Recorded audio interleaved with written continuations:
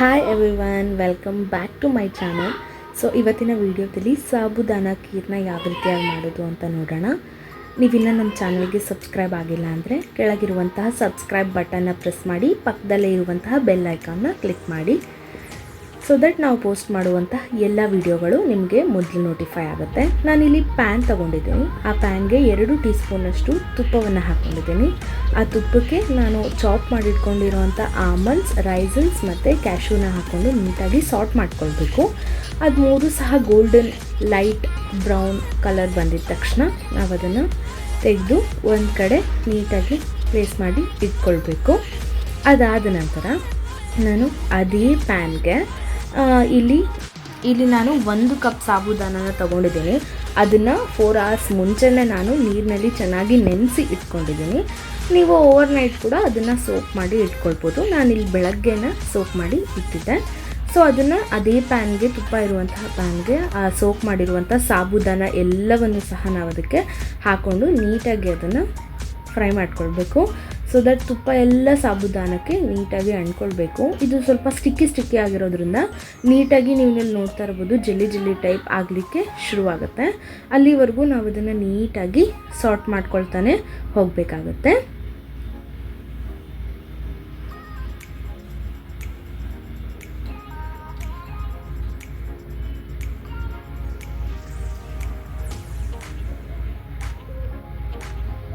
ನಂತರ ಇದಕ್ಕೆ ನಾನು 2 ಕಪ್ನಷ್ಟು ಹಾಲನ್ನು ಸೇರಿಸ್ಕೊಳ್ತಾ ಇದ್ದೀನಿ.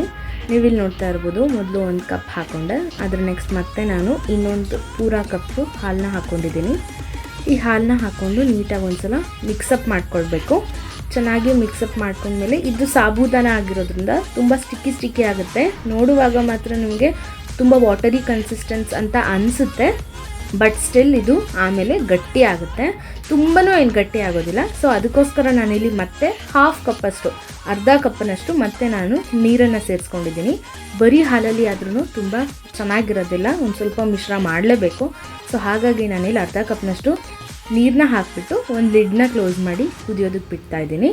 ಒಂದು 5 minutes ಆದಮೇಲೆ ನೀವು ನೋಡ್ತಾ ಇರ್ಬೋದು, ಚೆನ್ನಾಗಿ ಕುದ್ದಿದೆ. ತುಪ್ಪ ಎಲ್ಲ ನೀವು ನೋಡ್ತಾ ಇರ್ಬೋದು ಮೇಲೆ ಬಂದಿದೆ. ಸೊ ಇದು ಪರ್ಫೆಕ್ಟ್ ಕನ್ಸಿಸ್ಟೆನ್ಸಿ. ಸೊ ಇದಕ್ಕೆ ನಾನು ಮತ್ತೆ ನೀಟಾಗಿ ಒಂದ್ಸಲ ಮಿಕ್ಸಪ್ ಮಾಡಿಕೊಂಡು ಇನ್ನೂ ಒಂದು 5 ನಿಮಿಷ ಅದಕ್ಕೆ ನೀಟಾಗಿ ಕುದಿಯೋಕೆ ಬಿಡ್ತೀನಿ.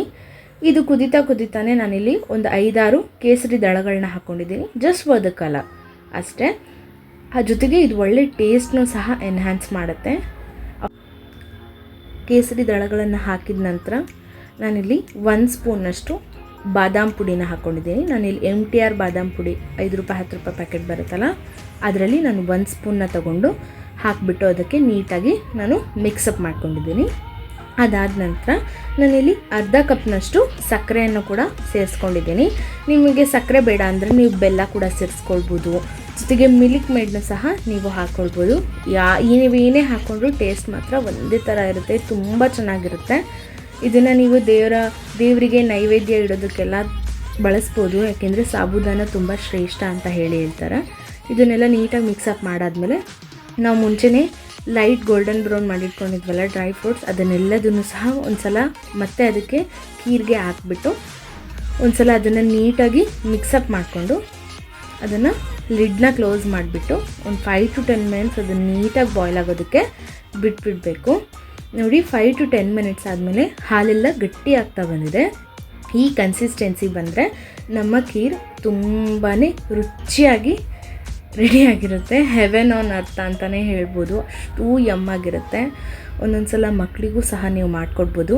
ಒಮ್ಮೆ ನೀವು ಈ ರೆಸಿಪಿನ ಟ್ರೈ ಮಾಡಿಬಿಟ್ಟು ನನಗೆ ಕಮೆಂಟ್ ಸೆಕ್ಷನಲ್ಲಿ ಹೇಗೆ ಬಂತು ಅಂತ ತಿಳಿಸಿ. ಧನ್ಯವಾದಗಳು.